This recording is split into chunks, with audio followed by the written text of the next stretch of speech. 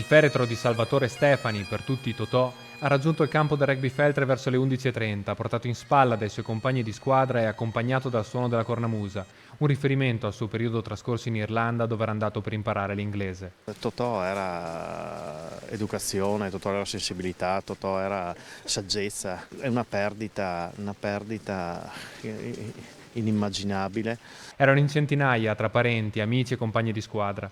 Sono rimasti ad attenderlo per quasi un'ora in un silenzio che sembrava irreale, rotto solo dal rumore della pioggia battente. Nessuno parlava perché di fronte a certi drammi non esistono parole che possano esprimere il dolore dell'ingiustizia. La comunità feltrina, la cui amministrazione era presente alla cerimonia, si è stretta al dolore dei familiari. Grazie per la sua testimonianza prima da studente, poi da atleta e poi da lavoratore, ma grazie soprattutto alla società Rugby Feltre che ha dimostrato in un momento così difficile come lo sport sia veramente un'agenzia educativa alla vita, soprattutto quando la vita ti presenta momenti così drammatici. Salvatore era un ragazzo come pochi, solare, gentile e generoso, amato e rispettato da tutti a Feltre come a Mogliano Veneto, la sua casa, da cui si era spostato per studiare e giocare a rugby.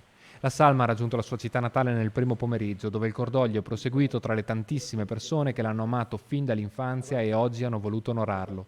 Totò lascia dietro di sé un vuoto incolmabile, l'ennesima vittima della strada, sottratto all'affetto dei suoi cari appena ventenne.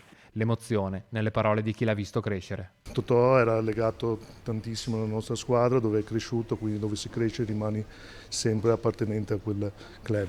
È una seconda famiglia e quindi credevamo che fosse opportuno ricordarlo in questo modo.